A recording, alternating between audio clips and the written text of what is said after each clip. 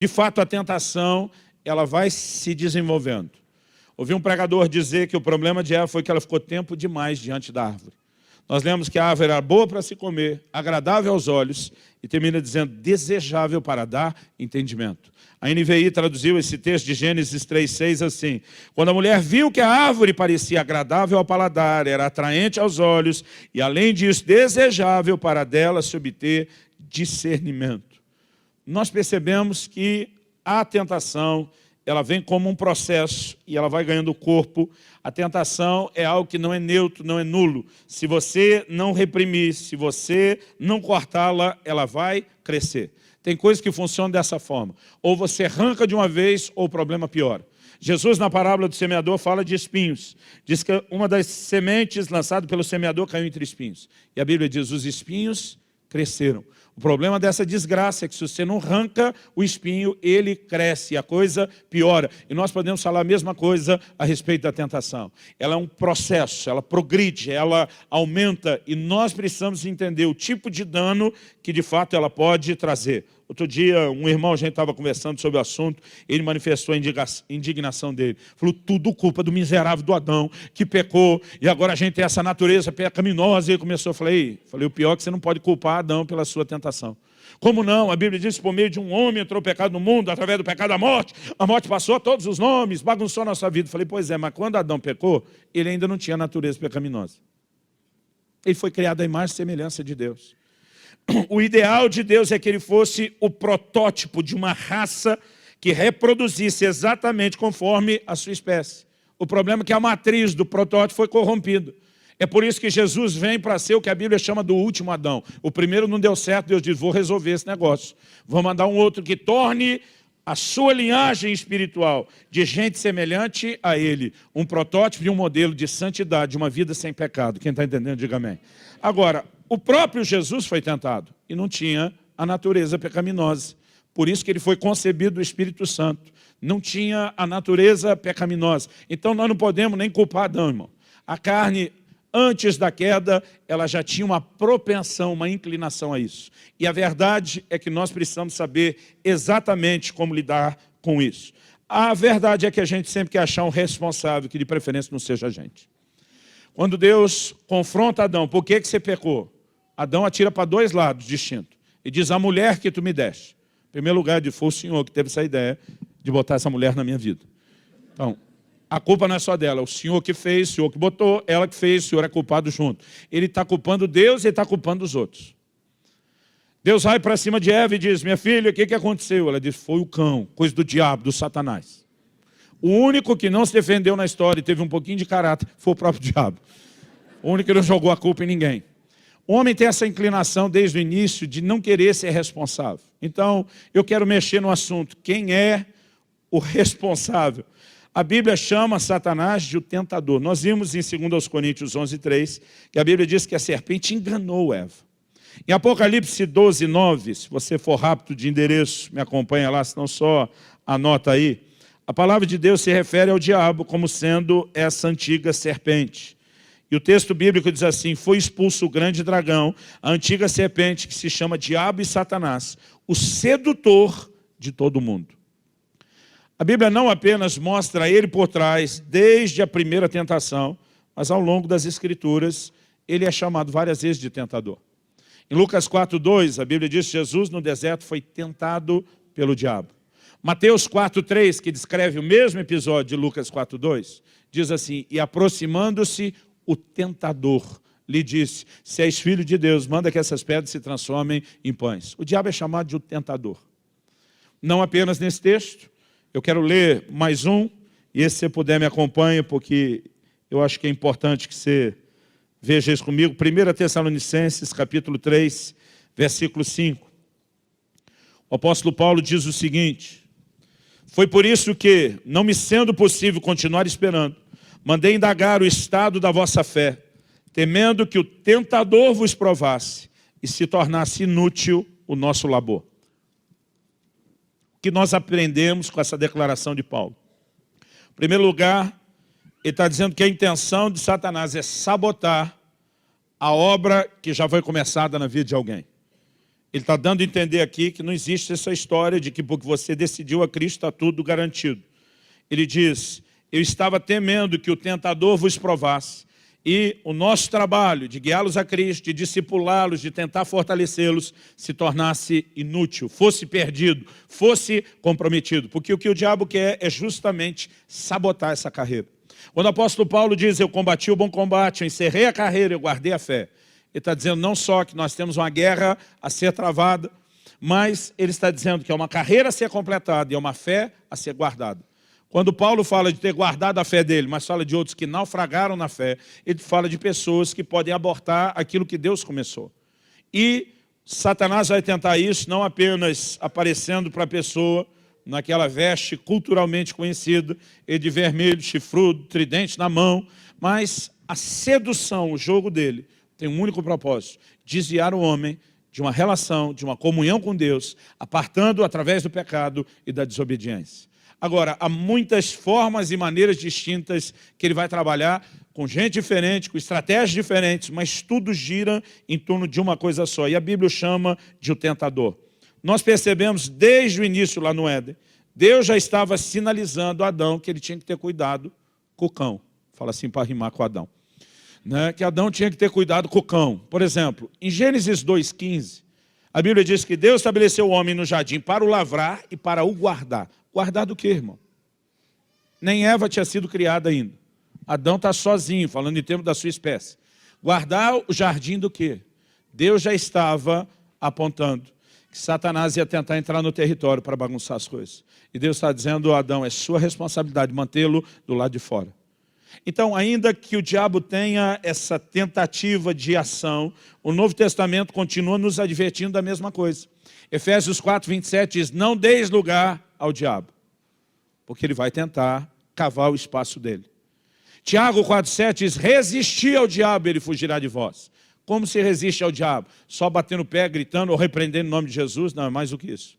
O versículo começa dizendo, sujeitai-vos, portanto, a Deus, e resisti ao diabo, e ele fugirá de vós. Como que eu resisto ao diabo? Me sujeitando à voz de Deus, à palavra de Deus, decidindo andar em obediência e me mantendo longe do pecado.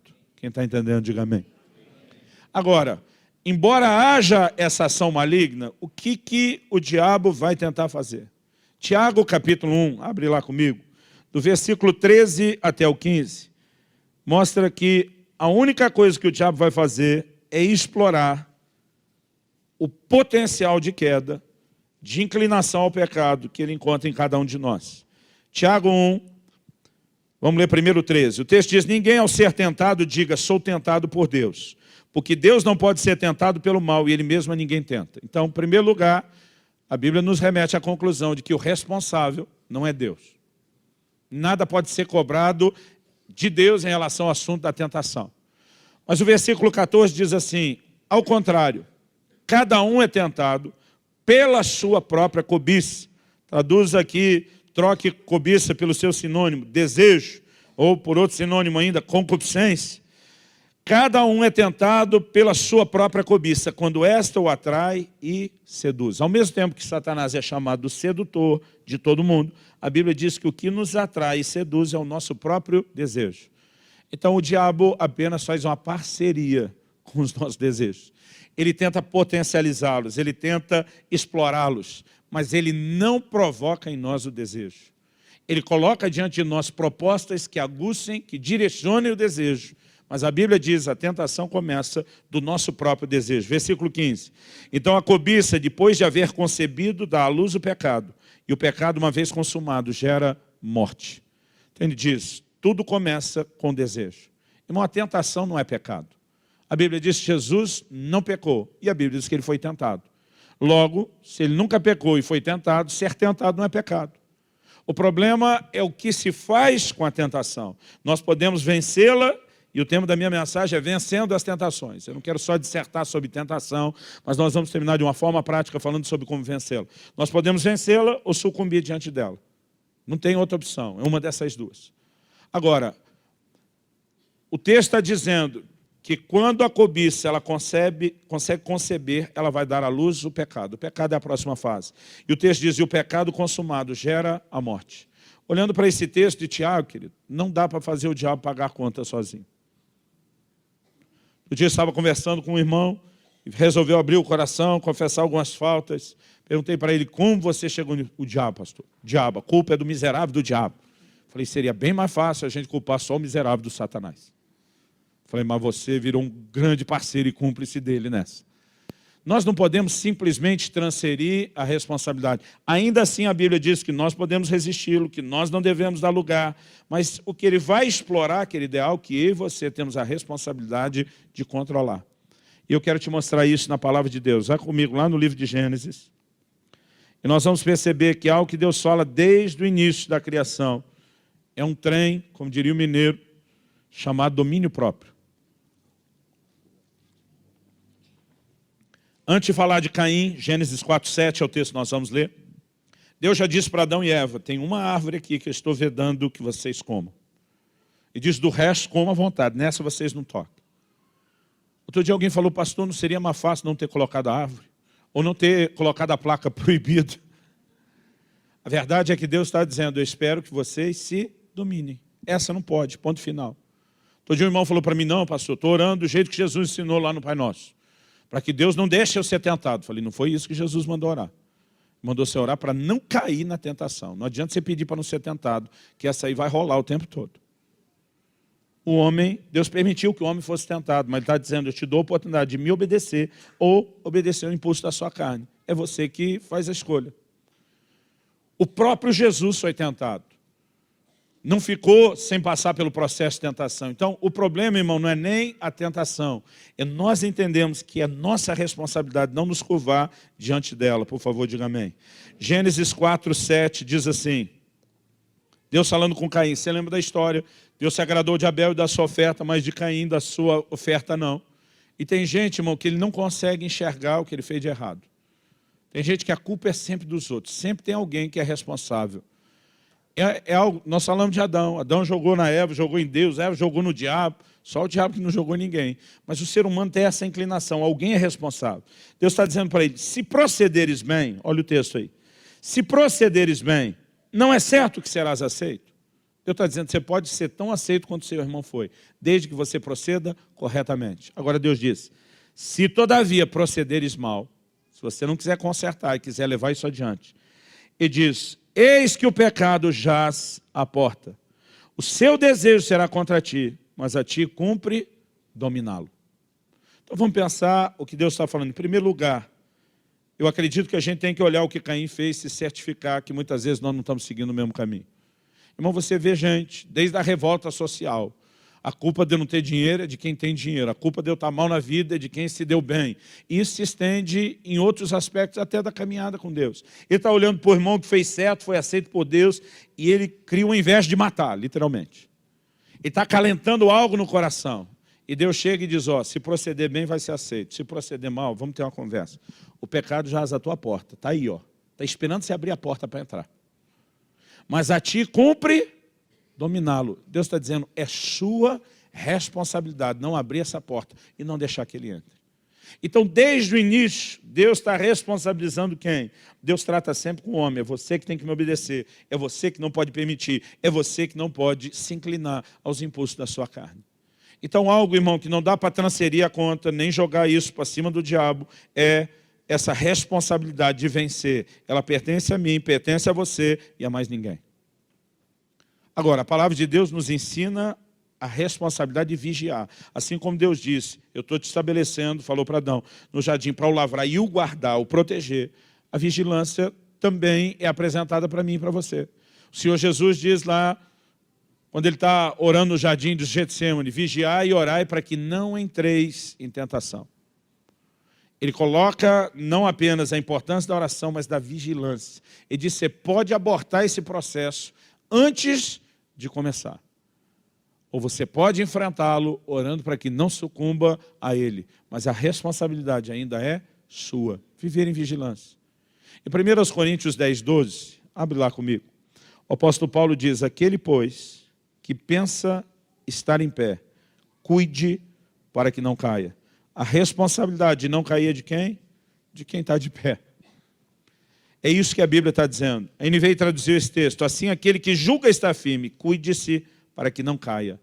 Esse tropeço está falando de queda espiritual. Agora, olha o versículo 13. Aqui eu finalizo a parte da responsabilidade e vou para a última e a mais importante parte do que eu quero compartilhar, que tem a ver com onde buscar ajuda.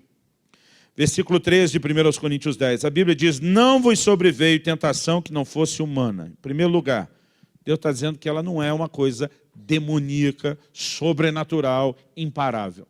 Deus diz a tentação humana, ela brota dentro de você. Não veio sobre nenhum de vocês uma tentação que não fosse humana. Segundo, ele diz, mas Deus é fiel. Você pode repetir isso comigo? Diga, Deus é fiel. Agora eu quero que você repita isso comigo. E não permitirá que sejais tentados além das vossas forças. Então, além de não vir uma tentação que não seja humana, Deus diz, ela nunca vai extrapolar o limite da sua capacidade de interromper o processo. Nunca virá mais forte do que aquilo que você consegue suportar. Sabe o que Deus está dizendo? E isso vale, querido, até para o não crente. Por que você olha para pessoas que ainda não tiveram encontro com Deus, não conhecem profundamente a palavra de Deus, mas às vezes você vê a manifestação de um caráter forte. É alguém que decidiu por si mesmo não extrapolar determinados limites nos quais ela decidiu andar e caminhar. Basicamente, Deus está dizendo, você não precisava nem de mim para vencer esse negócio, porque eu nunca deixo ir além da sua própria força. Agora, não bastasse o fato de que a gente já poderia, num certo sentido, lidar com isso sozinho, o texto diz assim, pelo contrário, juntamente com a tentação, vos proverá livramento, de sorte que a possais suportar. Além de não vir tentação que não é humana, além de não ser além do limite daquilo que eu posso resistir, a Bíblia está dizendo que ele vai oferecer um escape, um livramento. Essa versão atualizada que eu estou usando fala de livramento. A NVI traduziu esse texto assim, não sobreveio a vocês tentação que não fosse comum aos homens.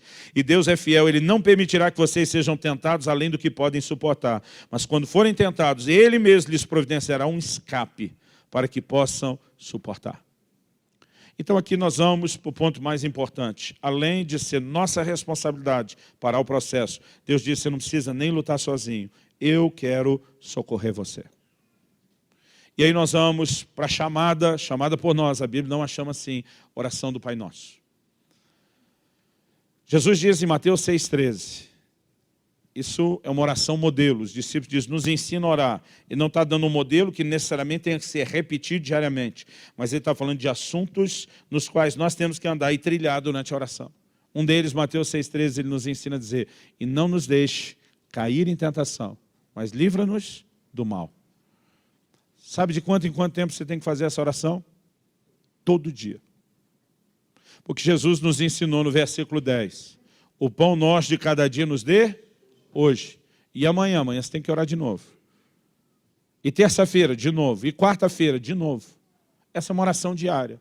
Mas ela não é diária só na hora de pedir pão. Diariamente, eu e você deveríamos estar diante do Senhor, dizendo, Senhor, não nos deixe cair em tentação. Não me deixe cair em tentação. Todo dia o irmão falou para mim, pastor, tem gente que é pavio curto, não é? Falei, sim. Ele falou, eu não tenho nem pavio. Ou seja, o curto é nada perto de mim. Falei, o irmão deve orar por isso todos os dias. Por que eu tenho que orar todo dia? Falei, calma. Porque a única forma de você não cair em tentação é, de fato, buscando socorro de Deus. Quem está entendendo, diga amém. O problema, irmão, é que alguns de nós deixam para orar, ou a hora que não está aguentando, ou depois que a coisa já aconteceu. Existe um livramento, e a nossa responsabilidade, não apenas dizer não ao pecado, não apenas parar o processo, mas buscar os recursos, o socorro de Deus. Em Hebreus, no capítulo 4, abra lá comigo, esse é um texto que me empolga, me encoraja. Hebreus capítulo 4, versículo 15. A palavra de Deus diz assim, porque não temos sumo sacerdote que não possa compadecer-se das nossas fraquezas. Quando a Bíblia fala de Jesus, ela está dizendo, olha, você não está diante de alguém que não tem a capacidade de se compadecer das suas fraquezas. O Evangelho de João nos afirma que ele não necessitava de que ninguém lhe desse testemunho acerca do homem, porque ele sabia muito bem o que era o homem. A Bíblia fala de alguém que viveu a nossa condição, que esteve no nosso lugar, que nos entende. O texto diz assim, Não temos sumo sacerdote que não possa compadecer-se das nossas fraquezas. Antes, foi ele tentado em todas as coisas. Eu achava, quando lia lá Mateus capítulo 4, que Jesus foi tentado só em 3 coisas. A Bíblia diz que ele foi tentado em todas as coisas. E a Bíblia diz, a nossa semelhança. Ou seja, a tentação dele não foi mais amena do que a minha e a sua. A barra não foi aliviada para ele no sentido de vamos poupá-lo para que nem passe. Ele passou exatamente o tipo de tentação que eu e você passamos. Mas a Bíblia diz, mas sem pecado. E porque ele venceu, e é um expert nisso, e aí que você entende o versículo 16, a sequência. Acheguemo-nos, portanto, confiadamente junto ao trono da graça, a fim de recebermos misericórdia e acharmos graça para socorro em ocasião oportuna. A Bíblia fala de um trono de justiça e verdade, sim, mas também de um lugar onde você encontra a graça. O que é a definição de graça aqui? A complacência ou a permissão para pecar de forma nenhuma. Os recursos para que você não precise sucumbir ao pecado. Ele compadece da sua fraqueza, ele está enxergando o potencial de queda, mas porque ele venceu, ele está dizendo, eu quero estender a graça que te faz vencer o pecado, da mesma forma como eu venci. Nós temos uma provisão de socorro. Isso vem de um relacionamento com Deus. A Bíblia fala de receber misericórdia e achar graça em ocasião oportuna. Quando que é ocasião oportuna, irmão? É antes da tentação virar pecado. Não quer dizer que não haverá graça ou socorro para quem sucumbiu. Mas nós precisamos entender que melhor do que pecar e ser restaurado depois, é nem precisar passar por ele. É nem precisar tropeçar, é nem precisar cair. Mas para terminar nossa ideia aqui, além de entender o socorro da parte de Deus, eu quero, já que eu mexi no assunto, de dizer que Jesus foi tentado em todas as coisas. Eu demorei muito para perceber isso. Mas olha comigo lá em Lucas, capítulo 4, versículo 13. A Bíblia descreve o fim da tentação de Jesus no deserto assim. Acabadas que foram toda a sorte de tentações. A tradução atualizada que estou usando aqui diz, passadas que foram as tentações de toda a sorte, apartou-se dele o diabo. E agora eu deixei grifadinho aqui na minha Bíblia, até momento oportuno. Pensa num sujeitinho persistente. Ou teimoso, perseverante. Eu vi um pregador uma vez dizer, o diabo sempre volta. Não importa quantas batalhas você venceu, ele está olhando e dizendo, a guerra é muito maior do que essas batalhas que já aconteceram. O que isso precisa advertir a mim e a você? Querido, quando Jesus está na cruz, ele continua sendo tentado pelo diabo. A turma está gritando, você é filho de Deus, desce daí. Ele tinha o poder de descer dali ou não? Claro que tinha. Ele não foi tentado naquelas 3 últimas propostas. O diabo usou todo o seu arsenal. Quando não deu, a Bíblia diz que ele se afastou até momento oportuno. Pensa numa coisa que ele tenha tempo. É paciência. Ele diz, perdi essa batalha, mas não perdi a guerra. O que isso diz para mim e para você? A Bíblia diz, aquele que pensa está em pé firme, que já venceu batalhas anteriores, não pare de vigiar, para que você não venha perder uma próxima batalha. Para que você continue vencendo, até que você ganhe essa guerra toda. E diga como Paulo, eu combati o bom combate. Ali, irmão, eu lutei a boa luta. Eu guerreei a boa guerra. Não é outra coisa que ele está falando. Agora, se por um lado nós precisamos entender que cada batalha ganha não significa o fim da guerra, a gente tem que continuar vigiando. Por outro lado, precisamos entender que se em algum momento tropeçamos, se em algum momento sucumbimos, isso também não significa que nós perdemos a guerra toda. Nós perdemos só uma batalha. E a Bíblia diz, lá em 1 de João, no capítulo 1, no versículo 9, se confessarmos os nossos pecados, Ele é fiel e justo para nos perdoar os pecados e purificar de toda injustiça. 2 momentos que a Bíblia fala abertamente sobre a fidelidade de Deus. Ele é fiel para não permitir que a gente seja tentado além do que deveria. Se a gente não aproveitou a fidelidade antes para vencer. A Bíblia diz, Ele é fiel para nos perdoar, para nos reerguer. Porque se perdemos, também precisamos entender que perder uma batalha não é perder a guerra toda. A gente tem que aprender, como diz não a Escritura, mas a música, levantar, sacudir a poeira. O apóstolo Paulo diz, esquecendo-me das coisas que para trás ficam, avançando para as que estão diante de mim, e eu prossigo para o alvo. E se esquecer é de vez em quando a gente dizer, aquela batalha, eu vou colocar esse negócio para trás, porque aquela não deu para eu levar, mas eu vou me posicionar em Deus. Irmão, Deus ofereceu em Jesus, não foi só perdão para as nossas faltas, para a gente ficar pecando toda hora, e toda hora buscar perdão. O que Jesus veio fazer na cruz foi oferecer uma provisão de vitória completa e absoluta sobre o pecado. Romanos diz, o pecado não mais terá domínio sobre vós. A Bíblia diz, nós não somos mais escravos do pecado. Por favor, diga amém. Em 1 de João, no capítulo 3, a Bíblia diz que o Filho se manifestou para destruir as obras do diabo. Na minha adolescência, eu li esse texto e eu queria sair chutando macumba nas encruzilhadas. Tem que desfazer a obra do... Porque na minha cabeça era aquilo. Quando você vai ler o texto, do que ele está falando? Ele fala daquele que peca, e quem peca reproduz a natureza do diabo, e 1 de João 3 fala dos filhos do diabo. O filho é alguém que se parece com o pai. Ele diz que quem vive pecando não pode ser filho de Deus. Porque ele diz, quem nasceu de Deus, a divina semente permanece nele. O DNA de Deus nos foi transmitido por ocasião do novo nascimento. 2 de Pedro 1,4 diz, para que vos torneis participantes da natureza divina. Eu e você recebemos um novo código genético para ser reproduzido. O primeiro Adão fracassou e ele produziu gente semelhante a ele, pecadores como ele. Jesus vem para ser o último Adão e a Bíblia diz que o Espírito nos transforma de glória em glória na imagem de Jesus.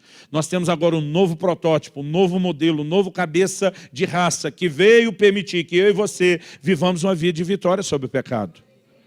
Então a gente não tem que olhar com o pecado como algo aceitável. A palavra traduzida pecado, tanto no hebraico do Velho Testamento como no grego do Novo Testamento, ela dá a ideia de errar o alvo. Pecado na vida do crente é acidente, não é estilo de vida. E quando há um acidente, precisa ser rapidamente resolvido. Como? Através do arrependimento. O problema é quem peca e não quer arrepender. No livro do Apocalipse, o Senhor confronta uma tal de Jezabel e diz, eu dei-lhe tempo para que se arrependesse, mas ela não quer se arrepender da sua prostituição. Paulo escreve aos Coríntios e diz, receio que meu Deus me humilhe e me faça chorar por aqueles que pecaram e ainda não se arrependeram.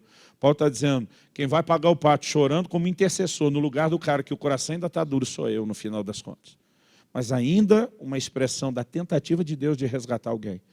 Agora, o que nós precisamos entender, se aconteceu o acidente, conserto imediato. Sabe uma coisa que me chama a atenção? A Bíblia fala de Davi e o chama de um homem segundo o coração de Deus. Davi era perfeito? Se você achar que ser perfeito, além de cometer um adultério, ainda matar alguém, a coisa vai ficar bagunçada. Mas a Bíblia o chama de um homem segundo o coração de Deus. Não pela sua perfeição, mas por um coração que quando percebe o que fez e é confrontado, entra imediatamente num lugar de arrependimento. Salmo 51 é difícil eu ler sem me emocionar. Especialmente quando Davi diz assim, não retires de mim o teu espírito e nem tampouco a alegria da tua salvação. Sabe o que ele está dizendo? Eu perco o trono, eu perco qualquer coisa, eu não vou tentar defender nada de valor que eu tive, o que eu não posso perder é a tua presença. Então ele é chamado de homem segundo o coração de Deus, não pela perfeição, mas por perceber que Deus é o seu maior tesouro e que quando isso é ameaçado pelo pecado, a atitude que nós temos que tomar é algo de pressa em termos de consertar. Eu não quero que ao falar sobre vencer as tentações, isso se torne o peso para aquelas batalhas que você já perdeu. Eu quero te inspirar para as batalhas que você ainda vai ganhar. Porque Deus nos chamou para viver essa vida de vitória. Amém? Vamos ficar em pé, vamos orar.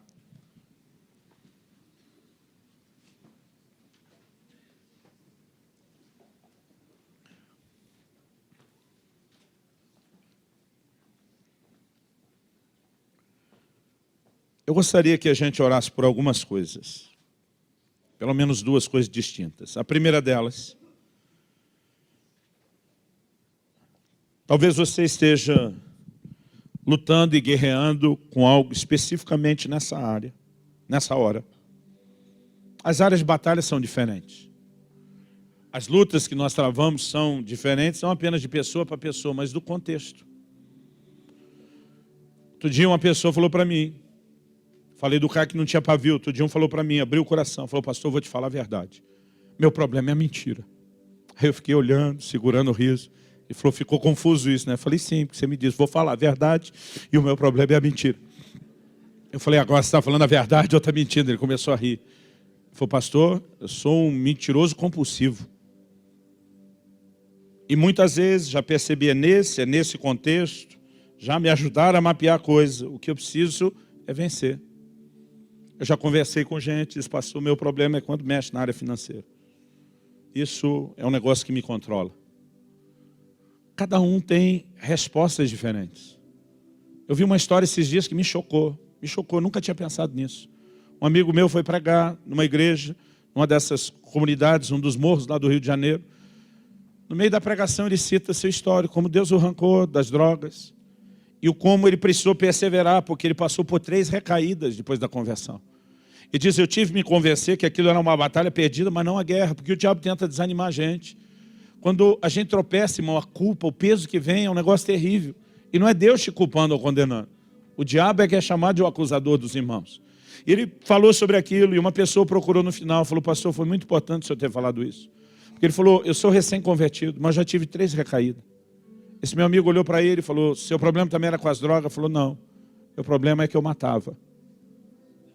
Esse meu amigo, ele falou para mim, Luciano, eu não sabia o que fazer, não sabia o que falar. Porque na nossa cabeça, recair na cocaína ou na maconha é uma coisa. Foi, o cara era um matador. Foi, pastor, das 3, 2, era o cara ou eu. Eu até aplaco minha consciência, meio que foi legítima defesa. Ele diz, mas a terceira foi de graça, não precisava. E eu disse, o diabo está falando noite e dia aqui na minha cabeça, que já era, que eu comprometi tudo. Ele falou, eu quero saber se eu pude ser perdoado de tanto homicídio antes, se esses 3 agora resolvem ou não. Esse meu amigo falou, Luciano, eu tremia por dentro. Porque às vezes a gente não para pensar o que é o dilema de cada pessoa, o que é a luta de cada pessoa. Eu não vim aqui te julgar, eu não vim aqui te apontar o dedo. Eu espero ser um instrumento de Deus essa noite para encorajar você a seguir adiante e não desistir. Me mexe com o coração quando eu leio lá Isaías 1,18. Deus diz, ainda que os vossos pecados sejam como escarlate, eu os tornarei brancos como a neve. Ainda que sejam como o carmesim, eu os tornarei como a pura lã. Não há sujeira que ele não possa limpar. No entanto, o que nós precisamos entender é que o perdão não é um consentimento para que a gente permaneça na mesma condição. Quando Isaías diz, são homens de lábios impuros, a Bíblia diz que Deus pega uma brasa do altar e o anjo enviado por Deus toca na boca do profeta. Deus está dizendo, eu não quero só perdoar o seu pecado. Eu quero santificar você, eu quero mudar, eu quero transformar você. E nós precisamos aprender dia após dia, querido, entrar num lugar em Deus, onde a gente se permita ser mudado, moldado e transformado, porque o Evangelho é isso. Nós não podemos estagnar no meio do caminho. Nós não podemos tolerar nada diferente. Você não foi chamado para mudar de religião. Você não foi chamado para participar do clube da fé. O que Deus espera de mim e de você é que a gente reproduza a imagem de Cristo, vencendo o pecado do jeito que ele venceu, vencendo a tentação do jeito que ele venceu com os recursos dele. Talvez seja a hora de você clamar por socorro de uma forma como você nunca clamou antes. De dizer, Deus, eu não quero brincar, eu não quero colocar em risco aquilo tudo que eu estou experimentando. Eu preciso de socorro para vencer. Ou talvez você esteja aqui hoje, você diga, pastor, meu problema é que eu já perdi uma batalha. Então talvez seja a hora de você se posicionar diante de Deus e se arrepender. E decidir, eu vou me levantar, eu vou reconstruir, eu vou tocar daqui para frente. Mas o que nós não podemos, querido, é permitir que o diabo seja, através da ameaça contínua, da opressão, da tentação, ou até de uma queda, crie em nós uma timidez ou apatia que não nos deixe reagir.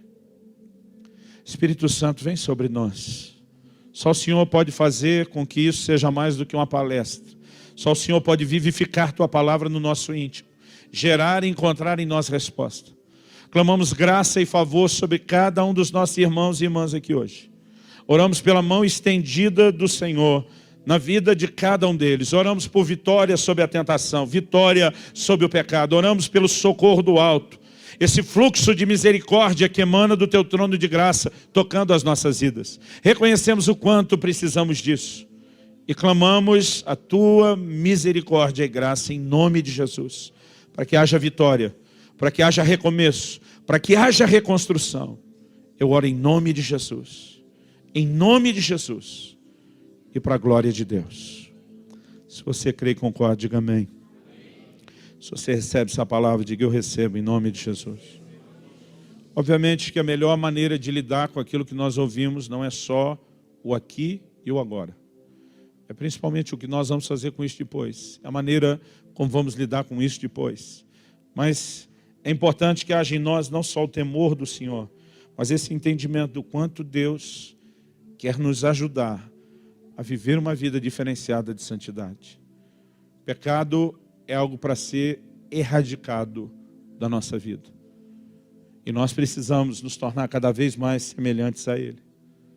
Pastor, o senhor está falando de um lugar de perfeição? Não. Estou falando de um lugar onde eu olho e digo graças a Deus. Provérbios 4,18 eu usaria aqui. A Bíblia diz, a vereda do justo é como a luz da aurora. Vai brilhando mais e mais até ser dia perfeito. Pastor, o senhor já chegou no seu dia perfeito? Não. Mas graças a Deus, eu me vejo hoje brilhando mais do que ontem. Eu sei que amanhã eu vou brilhar mais do que hoje. E depois de amanhã, mais do que amanhã. Porque eu quero seguir nesse processo debaixo da graça e do socorro de Deus. Amém? Nós vamos encerrar. Eu não vou fazer nenhum tipo específico de apelo hoje. Se você está aqui hoje, quer entregar a sua vida a Jesus, e não tiver alguém que o trouxe, o visitou para te orientar nisso, você pode procurar um de nós, os pastores. Mas eu não vou terminar com nenhum tipo de apelo específico. Eu quero que você possa agir em função daquilo que você ouviu, de acordo com a sua necessidade. Eu quero que você possa levar aquilo que você ouviu para ser mastigado, meditado, refletido no seu coração. Durante a semana, nas células, nós vamos voltar a mexer no assunto, como fazemos. E se você permitir, Deus de fato vai trabalhar o seu coração na forma como é necessário. Amém?